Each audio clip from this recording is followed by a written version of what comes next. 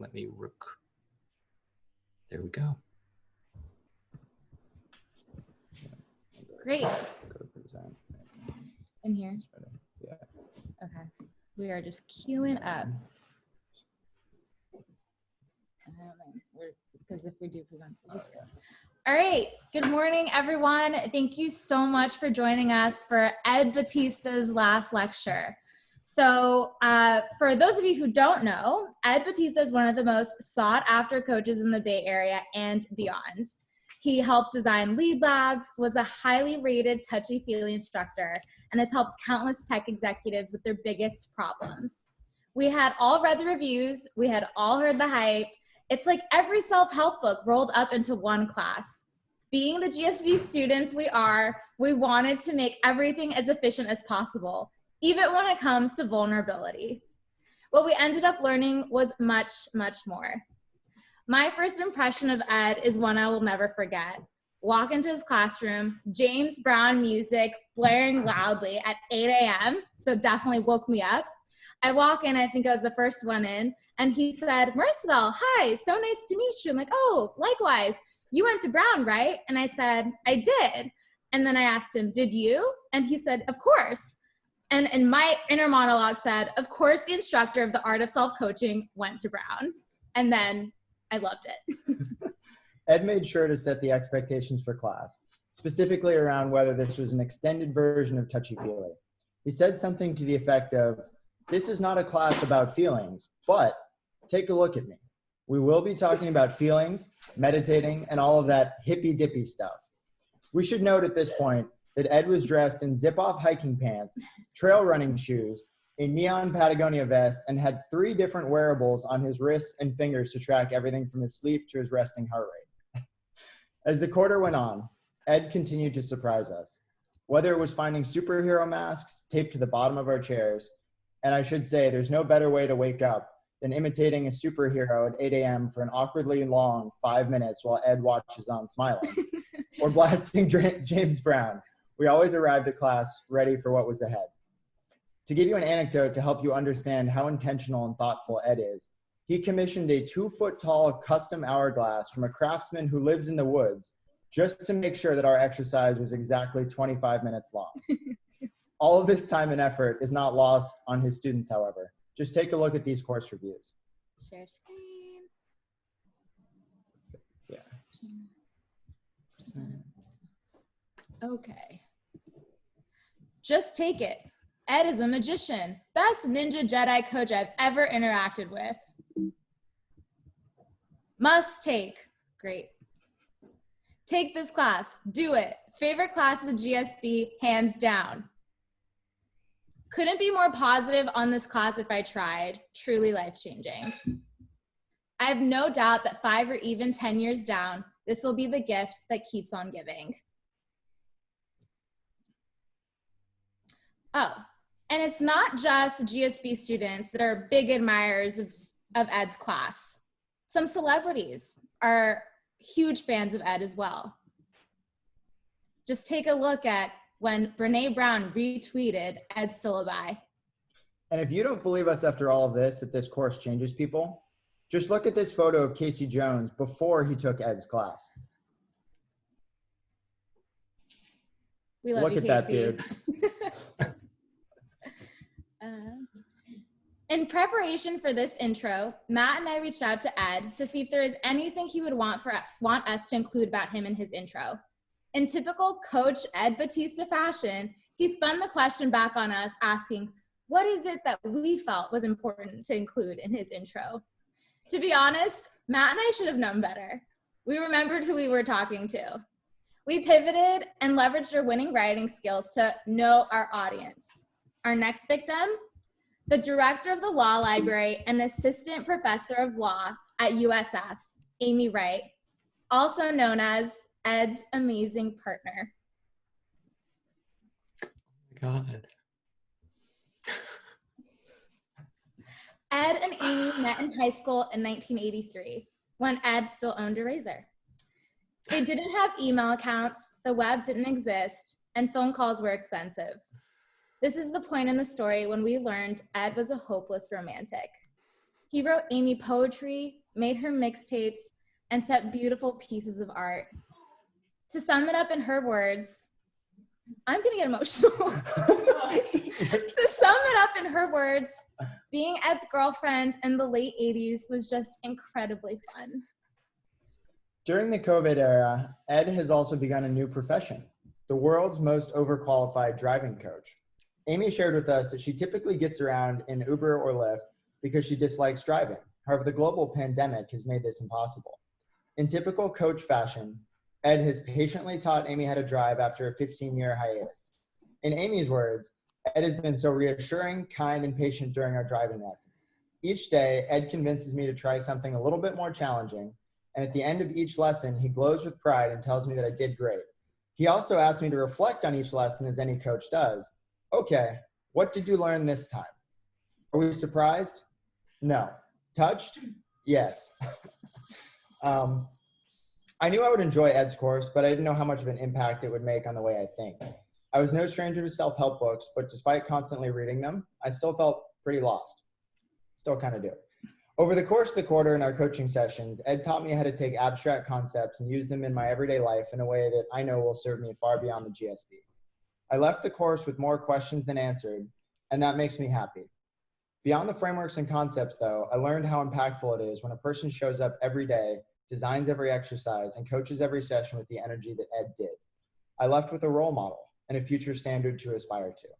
Thank you to Ed for all you've done to us, or all you've done for us, and the impact you've left on the GSB. Oh, Well, there wow. are so many memorable instances with Ed in the classroom. I will always appreciate our one-on-one coaching sessions. For about 40 minutes each session, Ed made me feel like the most important person in the world. Ed gave me tools to advocate for myself in life and in my career.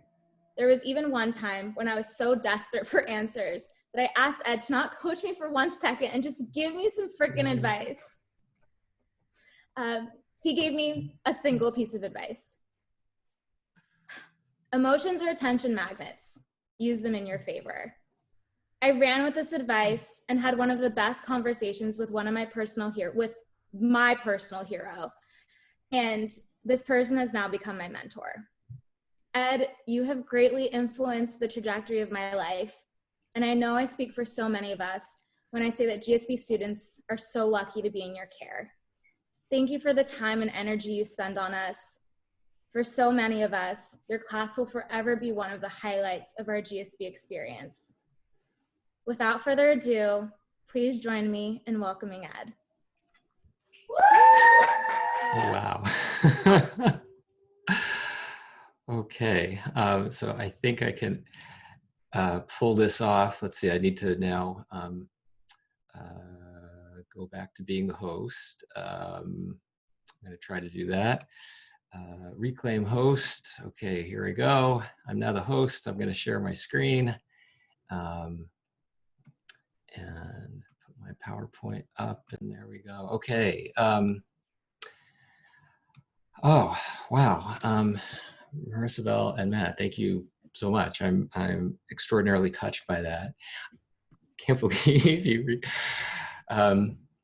I'm so grateful that you reached out to Amy and included her in this, because she is she's the most important part of my life, and she's actually an important figure in my conversation today, and what I'd like to talk to all of you about. So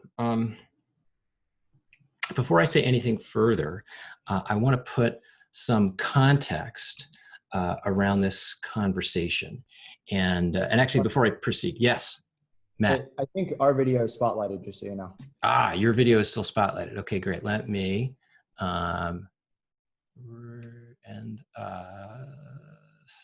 cancel spotlight video. Okay, there. How's that now? I think we're still spotlighted or spot. Let's see. There you go. I think it just switched to you. Okay. Okay. So with that, let me welcome you to what I'm calling the Art of Self-Coaching 201. And before I proceed, I'd like to put some context around this conversation. When I learned, as the rest of you did, that my spring quarter class, my spring quarter section of the Art of Self-Coaching, and your other classes were going to be taught online. I knew that we needed to adapt. I needed to adapt how I taught. I needed to make some changes to accommodate this medium. I also knew that I would, actually, let me just check. Everything okay? Marisabel and Matt? Okay, good, good. I also knew and ultimately concluded that I wanted to preserve the core message of my course. I wanted to teach the same syllabus that I had planned and intended, and not because I felt that it took precedence over the impact of COVID on your lives, on our life, or that I thought it was more important, certainly not, but rather that I had some hope that there would be some value in the message that I had to deliver and the concepts that we would explore in the context of that course in helping my students adapt to and cope with the impact of COVID on their lives. And I think another aspect of that was this idea that, well, you know, COVID is unlikely to be an experience that is simply over and enabling us to kind of return to normal. I think what we're certainly seeing in the United States and other parts of the world is that we are now entering a different era in which there's going to be a long-term period of adaptation. And it feels meaningful to be able to then draw upon the body of concepts that we explored in my course and figure out how to apply them in living in this new era as we persist in this long-term struggle. Let me also provide some additional context related to what we are undergoing, the current moment and the experience of profound social change that we are undergoing as a result of Black Lives Matter. And it feels important to do something similar here, to acknowledge this larger context.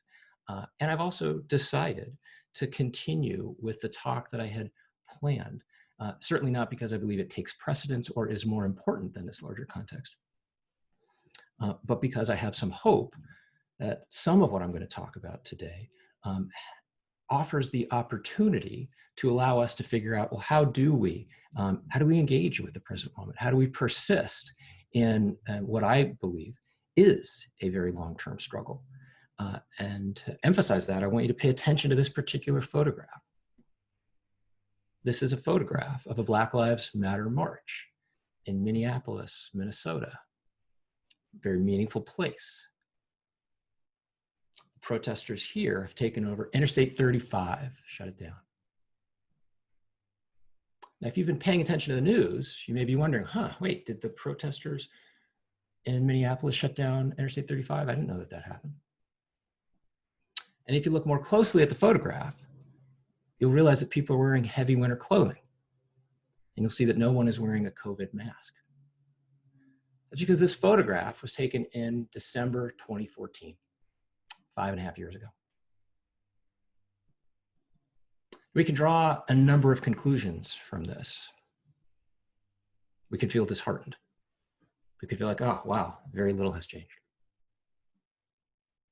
We can question the efficacy of protests like this, or the protest movement in general.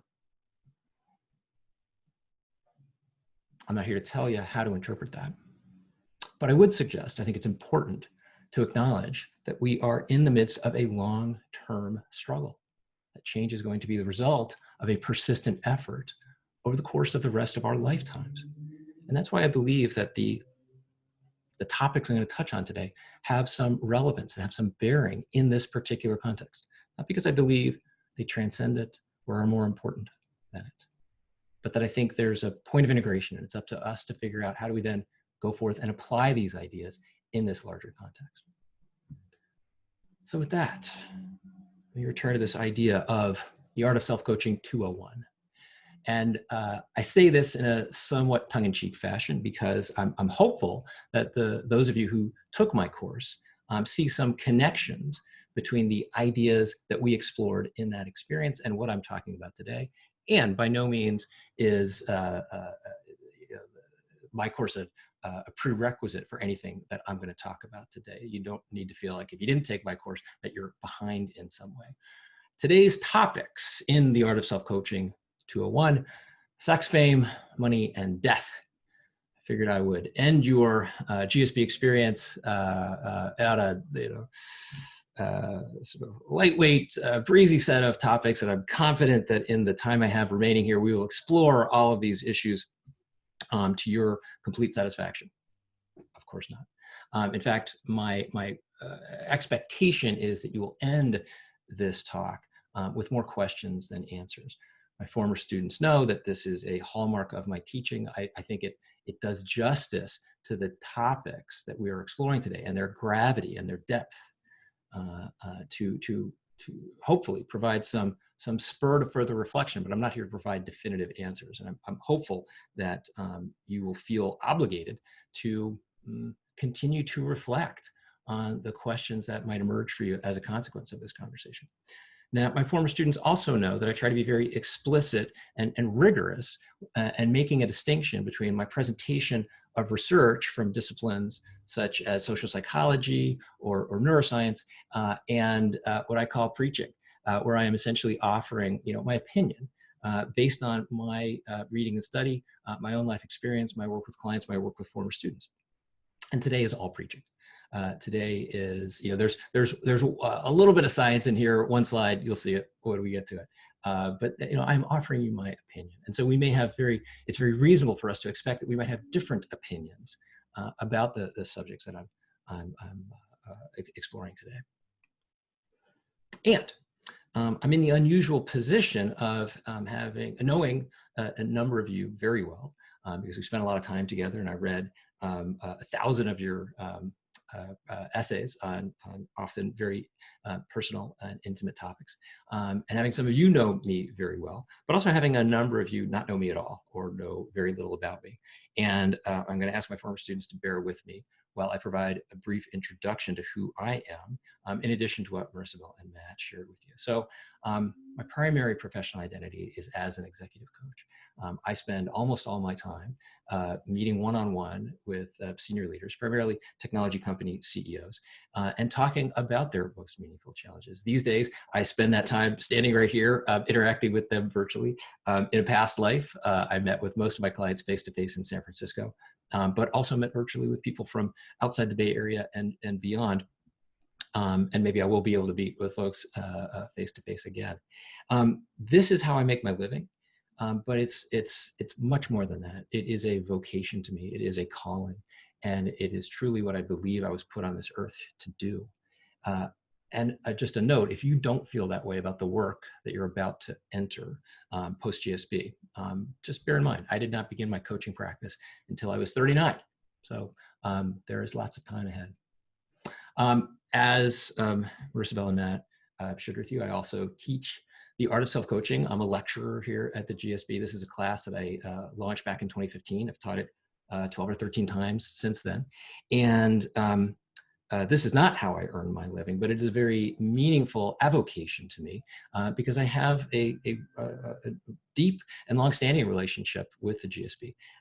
As Marissa mentioned earlier, I, in 2007, was part of the team that founded Lead Labs and the Leadership Fellows Program. And in 2006, I began facilitating tea groups and touchy-feely. I wound up ultimately spending 1,500 hours in tea groups. And as I have joked to my former students, 1,500 hours is enough. That was enough for me. I went on to teach touchy-feely for a couple of years before resigning from that faculty to focus on teaching my own course. But despite all of this, and the various hats that I've worn at the GSB, none of these are my most important relationship with the school. My most important relationship with the school is as an alumnus, as a member of the community that you are about to enter. And so it was exactly 20 years ago that I was, in a metaphorical sense, in your shoes, graduating from the GSB and looking back on my experience. And so it was 21 years ago that I was looking back on my experience as a first year. And concluding my first year, and I had to conclude at the time that it kind of sucked. I didn't enjoy it very much. Now, the people were great. I did fine academically, but it was a lot more stressful and a lot less. It was underwhelming in a number of ways. And I kind of wrapped that year up thinking, you know, I don't really need an MBA to do anything. Maybe I should just drop out. I should just, you know, bail. And I gave that some very serious thought. I really thought very seriously about just not coming back. And I concluded, no, that's actually not going to fly. Because if I do that, I'm $100,000 in debt, paid my own way through grad school, and I got nothing to show for it. So I've got to double down and come back and see what second year has to offer. And I'm truly, truly profoundly grateful that I did. I came back, I took touchy-feely that fall. It kicked my ass in the best possible way. My whole experience second year set me up to then pursue the work that I had come to the GSB to pursue in the first place, which was helping nonprofits in the NGO sector use technology more effectively. That led to a very fulfilling career in that world, which then also laid the groundwork for me to become a coach. All of that is a story for another day, but hopefully that gives you a sense of who I am and where I'm coming from in talking with you about these topics. So these are the headlines, sex, fame, and money, but we're going to start by talking about mortality. And I want to emphasize that this talk is agnostic in the broadest possible sense. There are no particular spiritual beliefs that are necessary. There is one point of agreement, however, that is necessary for us, I think, to explore these ideas successfully. And that is this, that we are mortal. Whatever you believe about what follows or transcends this existence, I think we can stipulate that our time together here as, you know, a common humanity on this planet in this particular moment in time is finite, and it will end. This has a lot of implications. It has implications for us as a species. It has implications for our psychology. It has implications for our individual lived experience. And I learned that very viscerally 10 years ago, exactly 10 years ago, when two men who I knew very well and who I loved died suddenly and unexpectedly in quick succession. Richard Wright was my father-in-law. I knew him very well, and I had known him for a very long time because I began dating his daughter, Amy, who you saw earlier, when she was 17 and I was 18. And Roanak Desai is one of your predecessors. He was a member of the class of 2010. He would have been celebrating his 10th reunion this year. I got to know him in the context of a class that no longer exists. The closest analogy today would be the coaching component of the Leadership Fellows program. So I didn't know Roanak very long, but I got to know him very well because of the opportunity in that context to have many very meaningful one-on-one conversations with him and to work with him in the context of a very intimate small group. And you may have heard Roanak's name because he is memorialized here. Each year, the View from the Top puts on the Roanak Desai Memorial View from the Top. And so his name lives on in a number of ways. Both Rich and Roanak were extraordinarily vital men. Rich, at age 69, was a volunteer firefighter in his community. He had been a rugby player at Dartmouth. He was an ox of a man. And he was just about to begin a truly well-deserved retirement. And really, we all expected him to live forever, just as his parents had. And then one day he felt some pain and he went to the doctor. And he learned that he had stage 4 melanoma that had metastasized, and his body was riddled with tumors. And a few agonizing weeks later, he was dead. And it was a profound shock to me and to many other people. At the same time, Roanak and I were concluding our work together. We wrapped up winter quarter with a number of particularly meaningful conversations about life and purpose and where he was headed. And he went off on spring break. And while he was traveling, he contracted malaria. And unbeknownst to him, it crossed over into his brain. And on the flight back, he lost consciousness. And they diverted the flight to try to save his life. and they were unsuccessful. And a few days later, he died. And it was a profound shock for me and many other people. Now, at the time, I was 42. There are a number of people who had died in my life. I had experienced a number of losses. My grandparents had all died. Both Amy and I had experienced the losses of people of our generations, friends and family members who had died relatively young. And yet, even in that context, death was an abstraction. It was something that happened to other people. And there was something fundamentally different that happened to me 10 years ago as a consequence of the death of Rich and Roanak. Maybe it was because they were so unexpected. Maybe it's because they were such vital presences who were suddenly gone. I don't know. I do know that suddenly I had this profound awareness that I am going to die.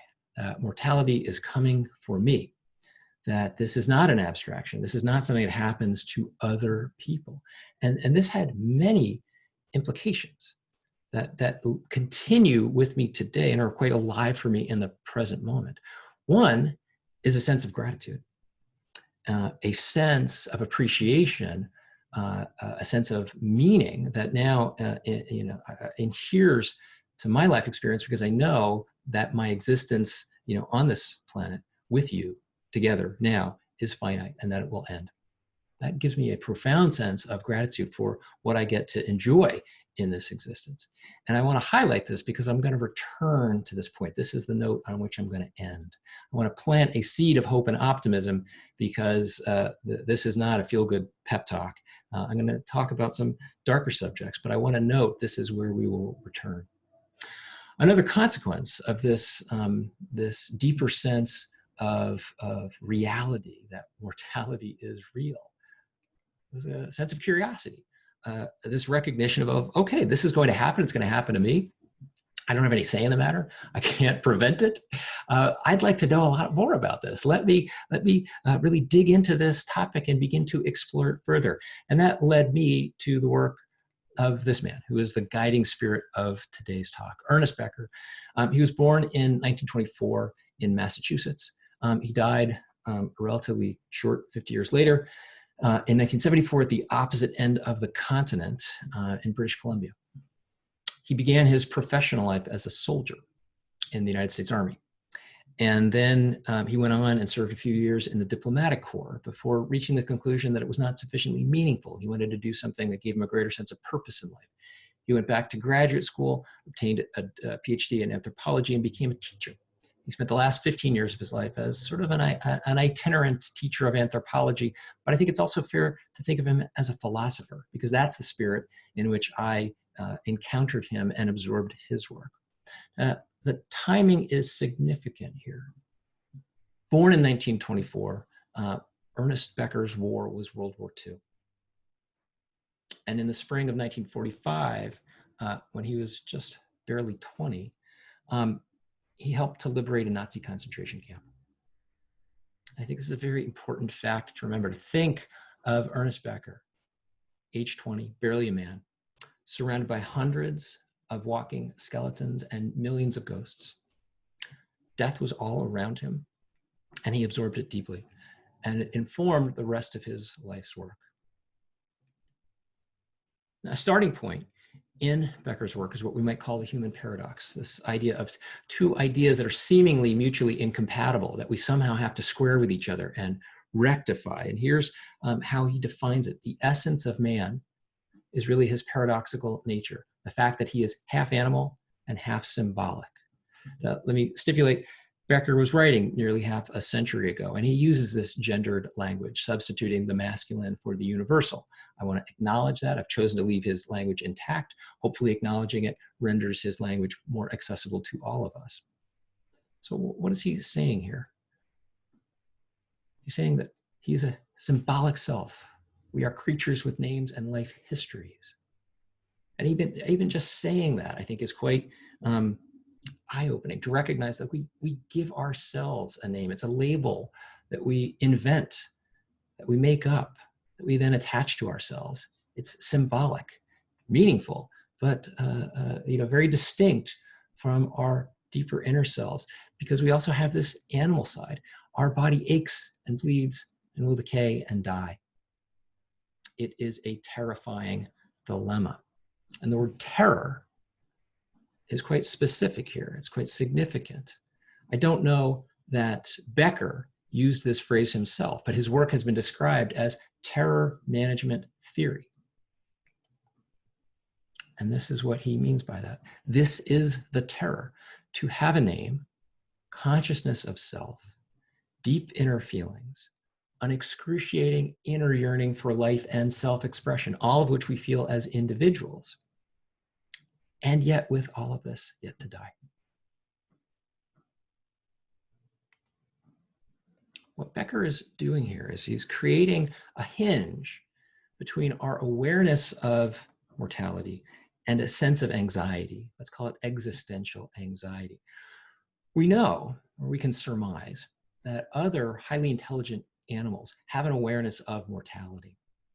Elephants, some species of whale, ravens, they indicate by their behavior, they seem to be aware when one of their companions, one of their fellow creatures has died. They have this sense of mortality.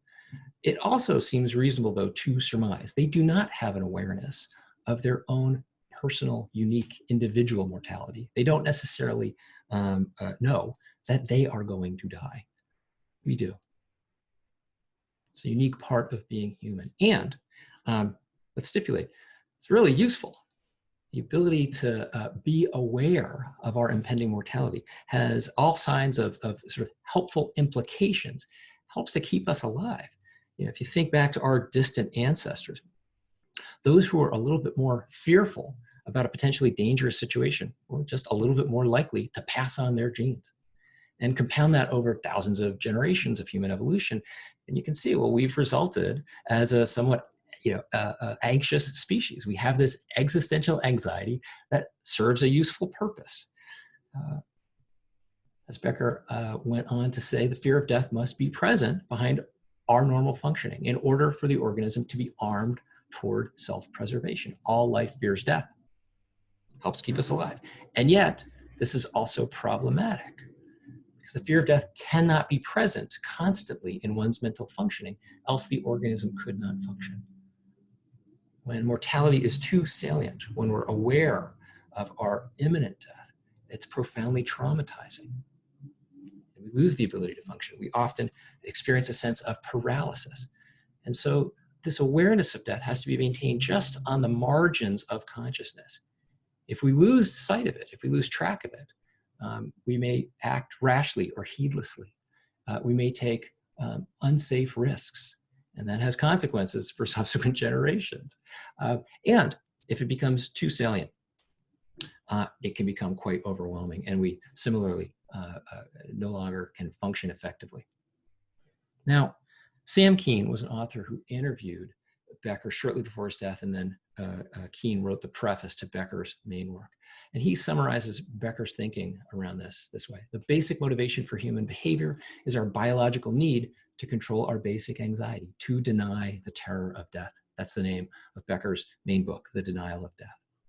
And Becker is suggesting that the need to hold our consciousness of mortality just kind of on the margins of awareness is essentially kind of like the primary driver behind all of our behavior.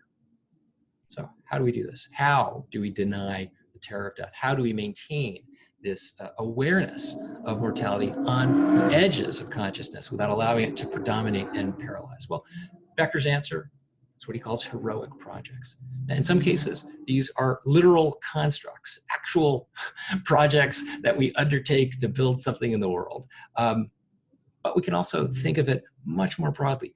Returning to Keen and his interpretation of Becker, he says that society, all of society, is a hero system that allows us to believe that we transcend death by participating in something of lasting worth.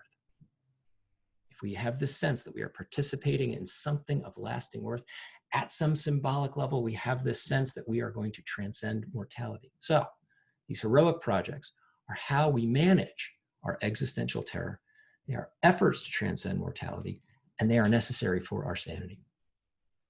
In the absence of a heroic project, we can become quite overwhelmed by the terror that encompasses and engulfs us when mortality becomes too present and too salient.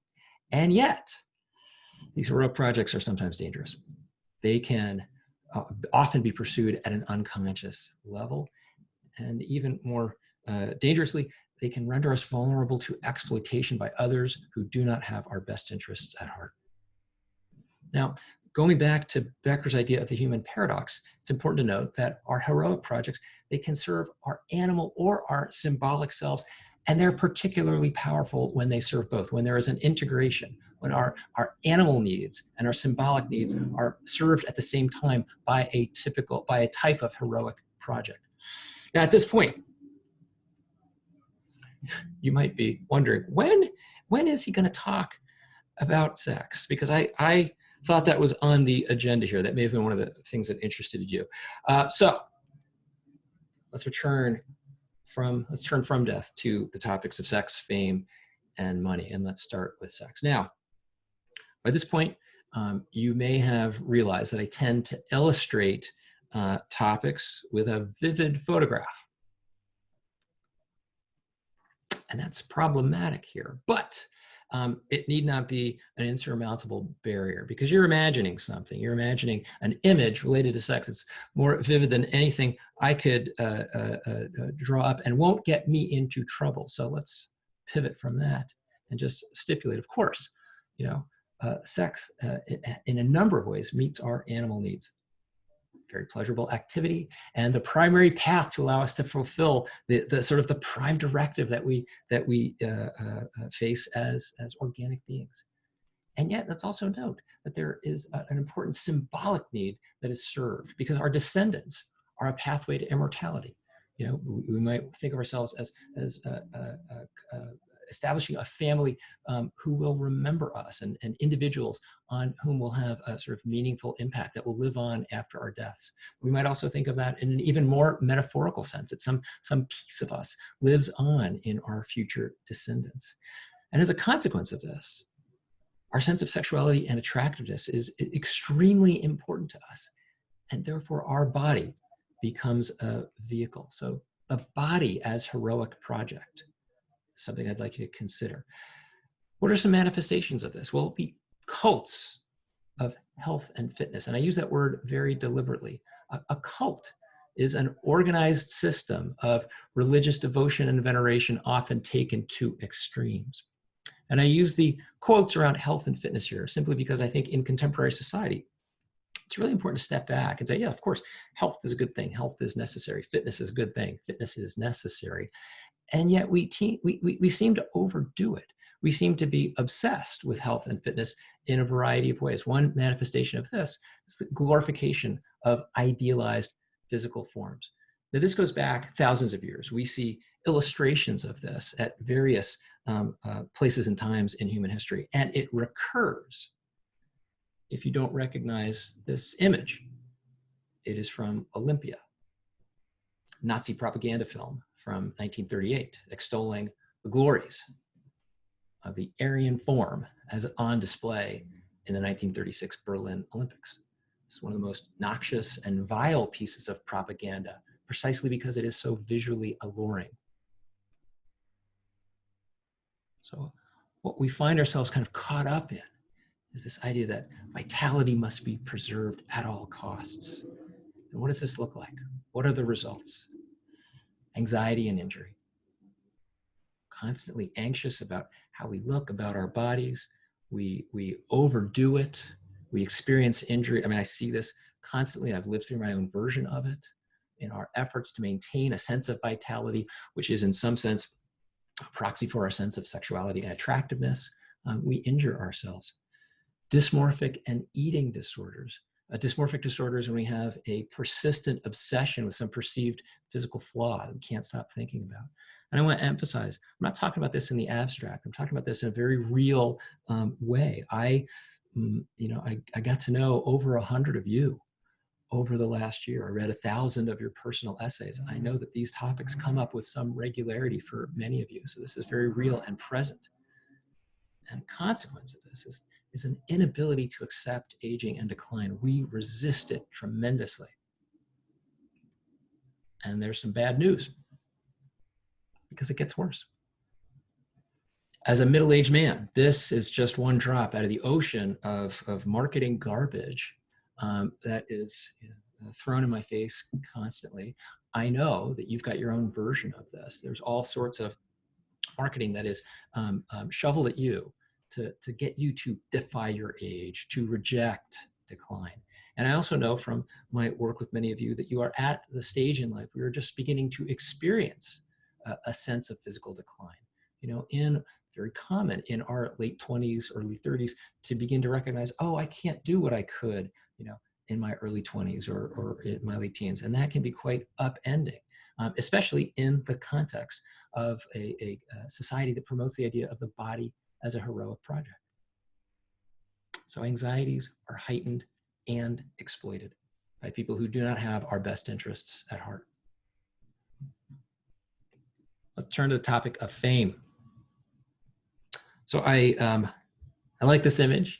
I think it's a sort of a distillation of contemporary famousness. There's so much famousness packed into one picture, but it can be a little misleading because it may suggest to us that fame is a byproduct of contemporary consumer culture, that fame is sort of something modern, that the desire for attention is something modern. And I want to reject that proposition by drawing upon a two-part quote from the 18th century. To what purpose is all the toil and bustle of this world? We can translate that as, why do we work? Is it to supply the necessities of nature? No. The wages of the meanest laborer can supply them. What then are the advantages of that great purpose of human life, which we call bettering our condition? Why do we work? Here's the answer.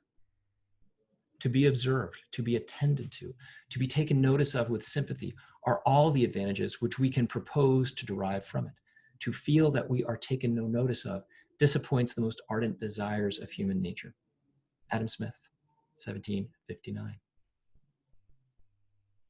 Now this is from Smith's theory of moral sentiments, not from The Wealth of Nations, but I still think it's worth noting that one of the primary philosophers of contemporary capitalism is telling us we work for the attention. We work for the attention.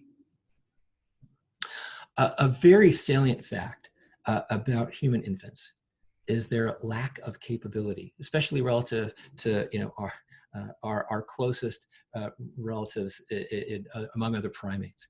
It takes so long for human infants to develop and to be able to care for themselves and fend for themselves and avoid the danger that the world presents them with. And this is, of course, a benefit to the species because it renders us extraordinarily flexible. We can thrive in almost any environment on this planet, unlike most of our neighbors in the animal world. This has allowed us to take over the globe, and we are now, as a consequence, in the process of rapidly ruining it. But that is a talk for another day. And yet there are some big implications of this, because the advantage that allows that being such a sort of flexible and malleable and plastic species in our infancy and early development also carries a significant burden. It means that those of us who are responsible for caring and attending to the needs of an infant must be extraordinarily tuned to its survival. And human infants are incredibly incapable in lots of ways, but one way that they are profoundly capable is of attracting our attention. So if you think of cries of an infant, and if you are a parent, if you think of the cries of your infant, which you can specifically pick out from among many other infants, you'll know how powerful it is, what an infant's ability to capture attention. It is so powerful. And as a consequence, our animal self learns at a fundamental level that attention is necessary for survival. And I would suggest there is a symbolic counterpart to this, because we also recognize that attention is a pathway to immortality. With sufficient attention, We can transcend the confines of this mortal existence and live on forever in some sense. That's also noteworthy that we're experiencing this in the era of social media, which allows for the democratization of fame. You don't have to really be famous, you just have to be internet famous. And so the public persona that we present to the world through our social media channels, that becomes the vehicle to get these needs met. The persona as heroic project, something I'd like you to consider. The presentation of an idealized self and the obtaining of validation through others' attention. So what are the results? What does this look like? Well, one way this manifests itself is a bunch of stupid stuff like this, and a bunch of stupid stuff like this, and a bunch of stupid stuff like this. People putting their own lives and others' lives in jeopardy to present themselves in some idealized form, living some crazy adventure, and validate themselves through others' attention. It is shocking when you do a little research into how many people die taking selfies like this each year. Shocking. Also important to note, though, that this has a much more sort of mundane dimension to it. In general, our experience in social media results in heightened social comparison and lower self-esteem. And this isn't just me asserting this. Here is some research backing that up. This is a graph drawn from the work of Jean Twenge, who is a social psychologist at San Diego State University. This is not particularly legible by a slide, so let me just enhance the data. What Twenge is doing is tracking hours of screen time among teenagers and their risk of suicide and their reported levels of unhappiness. And we can see the correlation here. Now, important to acknowledge some caveats. Of course, correlation is not causation. We're not entirely sure, how the arrow of correlation works here. It's possible that the most at risk, that the least well-adjusted teens are drawn to spend more time online. I'm not necessarily suggesting in some simplistic way that online time, has this immediate impact. Also worth asking, are teens a unique cohort? Are there some aspects of the teenage experience that renders this data less relevant to us as adults? Quite possibly. Also worth noting, just in recent years, this data is from 2017, the picture has become more complicated. So I want you to take this with a grain of salt. And yet, I think it's still worth noting. Something we can, a reasonable conclusion we can draw here from looking at this data is that our anxieties are heightened and exploited in certain contexts. Important for us to bear that in mind. Let me say a little bit about money. But first, let's ask, what does money really buy? What are we really buying? What are we purchasing with that money? Well, sometimes we're buying power. We want to be able to control ourselves. We want to control our environment. Sometimes we want to control other people. And with greater degrees of control, we can feel more powerful. Sometimes we are buying freedom. We want to be free from onerous responsibilities and obligations, or we want to be free to pursue our impulses and desires. We also want to be safe. We want to be able to protect ourselves, our loved ones from harm, and that I mean quite literally, of course, in an era of life under COVID. Now, obviously, our animal self needs a degree of power, freedom, and safety. To function as an organic being, we need some requisite amount of all of these things. But it's also important to note that our symbolic self has unlimited appetites.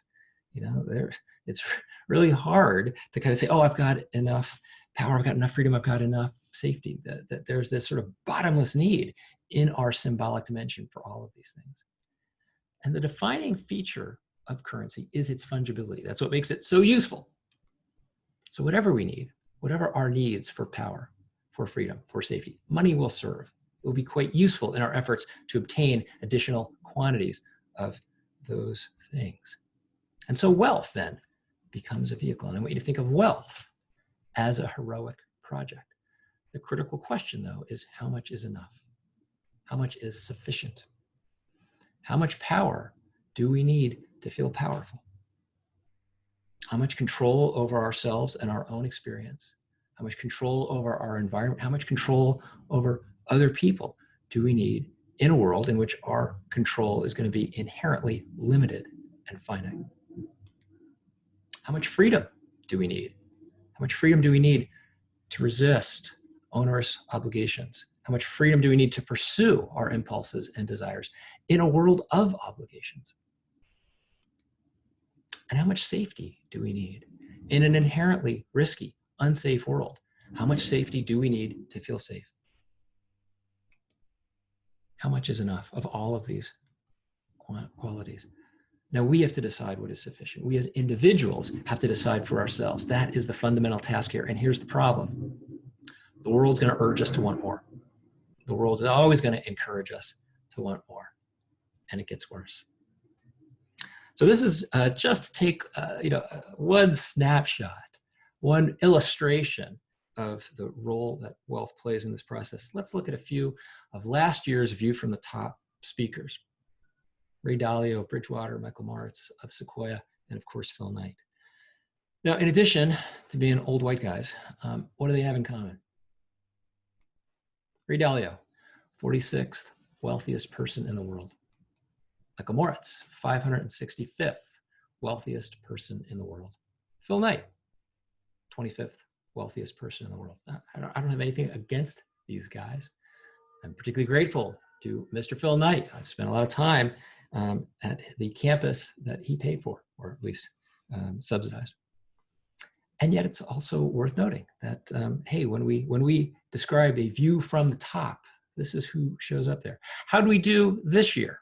Well, a more diverse group. Rose Macario of Patagonia, Steph Curry of the Golden State Warriors, David Solomon, Goldman Sachs. And yet, let's stipulate, these folks from a perspective of their wealth, they are among the 1% of the 1%. None of this is intended as a critique of your View from the Top committee or of last year's View from the Top committee. I know some of those people care for them and believe they've done good work. It's just an illustration that to be venerated in this way almost always requires a degree of wealth. We pay a lot of attention to it because it's the easiest yardstick. And as a result, social comparison is inevitable. We're always looking to see how we're doing relative to the other members of our community. And a sense that we're falling behind is quite unnerving. This serves a useful purpose for the species. It doesn't feel good as an individual. Once again, anxieties are heightened and exploited. So at this point, you may be wondering, is there going to be any good news in this talk? What can we do about this? And I did tell you, yeah, this is not a feel-good pep talk, but I do have some ideas, some constructive thoughts about what to do about these challenges. We can see ourselves clearly, we can manage anxiety, and we can embrace mortality. So what do I mean by that in some detail? See ourselves clearly, be able to step out of our experience and look at ourselves. I'd like you to start to consider, what are my heroic projects? What are the ways in which I might be pursuing some kind of illusory, transcendental experience? How am I trying to transcend mortality? I'm not here to tell you that your body or your public persona or your amount of wealth are your heroic projects. They may or they may not be. It's worth asking because they are so common. But I'm pretty confident that you're pursuing some heroic projects. And I'd like you to then inquire, have you chosen them consciously? Or are they the unconscious results of larger formative influences from society, from your education, from your professional experience? And how might they be exploited? Because when we are pursuing a project like this, we render ourselves vulnerable to exploitation in all of the ways that I just described. It's also worth noting, we could be recruited into somebody else's heroic project. Somebody else may view us as a way of getting their own heroic project needs met. It's very important for us to then step back and say, hey, am I pursuing this for their benefit or my own? This doesn't happen accidentally. It requires an ongoing dialogue with ourselves. This may entail working with a professional coach, and it need not. You know, an aspiration for my class is that folks come out of that experience recognizing there's a need to talk with other people to get this perspective on ourselves. There's also a need to become comfortable with discomfort.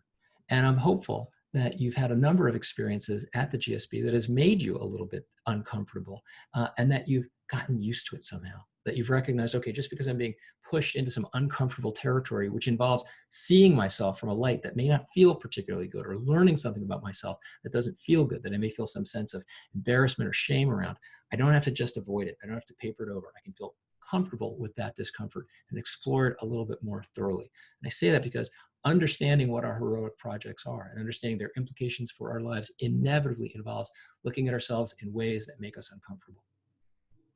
And it requires an ongoing commitment to self-awareness. And this is hard. This is not easy. It sounds easy. It's easy to write about, but it's really hard. The philosopher Harry Frankfurt reminds us why. There is nothing to support the extraordinary judgment that it is the truth about himself that is the easiest for a person to know. We think we know ourselves well. We do not. Because facts about ourselves are not peculiarly solid and resistant to skeptical dissolution. So important to recognize we tell ourselves a lot of stories about ourselves, and some of them are true and a lot of them are not. A lot of them are quite self-serving and illusory. And being engaged in more active dialogue to render those ideas, those stories that we have about ourselves a little bit more concrete allows us to view them and challenge them and bring a skeptical eye to them. Some of that entails things like reflection and journaling. Some of it entails active dialogue and conversation with another human being. But I hope you will come away from this with a commitment to look at yourself more clearly through those vehicles. The next task is to manage our anxiety. And here I want to make a very important distinction. I'm not talking about clinical anxiety. I'm not talking about the disorder that leads to panic attacks and other experiences that prevent us from enjoying normal functioning in daily life. Clinical anxiety is very remediable through talk therapy, aversion therapy, medications. And I want to distinguish that from what I called existential anxiety earlier, the anxiety that we all carry with us that becomes more salient, more visible to us when we become aware of our mortality. And recognizing that the anxiety and fear that are stirred up by an awareness of mortality are necessary to fuel our heroic projects. They're useful tools. And we can't control these emotions. You know, a theme in my class, and something that I hope you've learned in other settings at the GSB, is that emotions are not subject to our control. We wouldn't want to control them. If we were able to turn off these difficult and sometimes unwanted feelings, we would actually render ourselves quite vulnerable. It would be unsafe, but we can influence them. And we need to both learn a facility to kind of feel these feelings a little bit more fully, leverage them, use them as data, and allow them to inform our choices, but then control the behavior that flows from those feelings. Now, this requires a degree of mindfulness, the ability to step back from our immediate experience, to accept what is happening, to be aware of what is happening, and to let go of our attachment to certain outcomes. It requires a degree of time and space to do that work, and it requires a commitment to self-care. This does not happen by accident. This is also hard, and it gets harder because no one's going to ask the leader, did you meditate today? No one's going to care. No one's going to ask the leader, do you have enough time to think? They're going to want you to actually pursue goals of theirs, your employees, your colleagues, other people working for you. They're not going to say, hey, did you get enough time to kind of reflect? And as a consequence, manage the anxieties that might be stirred up. They're not going to ask, are you getting enough sleep every night? Very few people will ask that. And so it's important for you, particularly as you become a more senior leader, to reinforce your commitment to self-care, because other people will not empathize with the leader. The last task I would suggest is to embrace mortality. And I don't mean, accept it or tolerate it. I mean to truly embrace it. To recognize the finite nature of this existence. Again, whatever we believe about what follows or transcends this existence, I think we can agree that this existence, our time here together at this point as a shared member of the species, is finite. It will end. And a consequence of that is that we may choose to pursue a more meaningful life, to use this finite good we have in a more meaningful way and not fritter it away.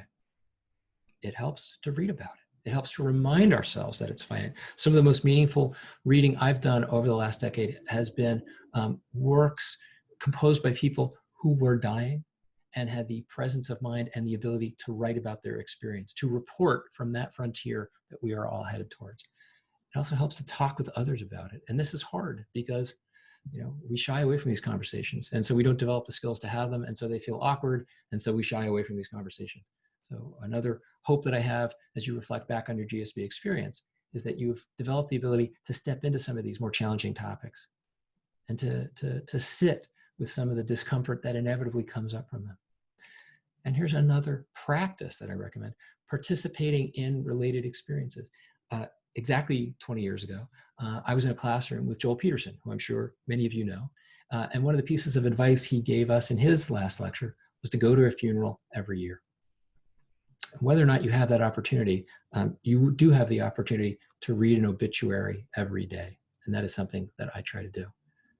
Helps remind me that this existence is finite and to embrace mortality, and as a consequence, live life more meaningfully.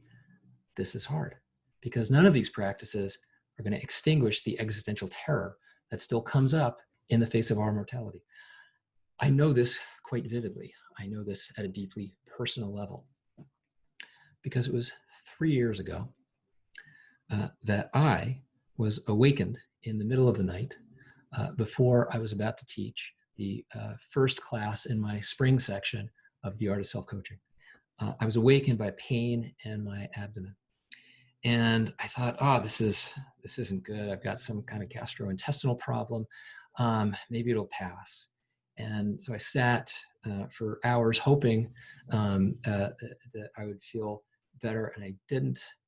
And I realized, I've got to just go down to Stanford and try to, grit my teeth and bear through it.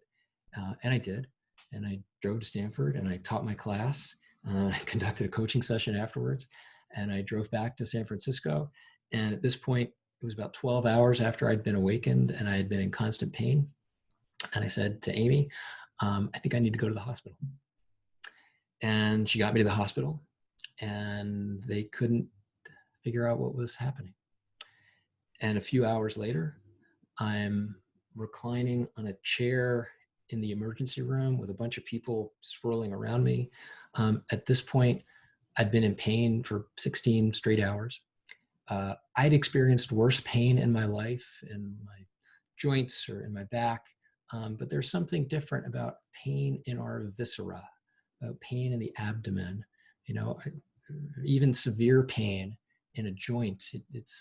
I was able to conceptualize it a little bit differently. Pain in my abdomen, that really was scary. And then to have the pain medication that they were providing me have no effect and to have it persist, I felt this sense of terror creeping up, and it finally overwhelmed me. And I'm a fully grown man. I'm in a hospital, like intellectually, I know I'm going to be taken care of in some sense. And the terror of death completely overwhelmed me. And I started sobbing. And I cry easily. I'm comfortable with tears. I don't sob very often. I can probably count the number of times I've sobbed on one hand. And I'm sobbing like a baby. And in the midst of that, somebody walks in and they say, "We figured it out. You're a very unusual specimen. Your appendix is not where it should be. It's located in a very difficult to find place. You have acute appendicitis, and we're going to operate on you right now." So I spent the night in the hospital. I recovered, look back on it, not a particularly traumatic experience from one perspective, because was I near death? No. Even if my appendix had ruptured, I was in a hospital. They would have taken care of me. I would have been fine. But I thought I was having a near-death experience. It felt that way. And it's easy to go back there. It's easy to remind myself of the grip of that terror that threatened to overwhelm me. And I don't walk around thinking about this 24/7. This is not a particularly, a vivid memory that predominates my thinking, but I can bring it back. I can go back there. And it has many consequences one of which is a feeling of profound gratitude.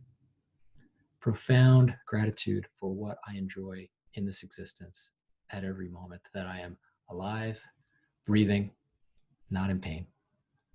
Now, I don't walk around in that state of mind 24/7 either.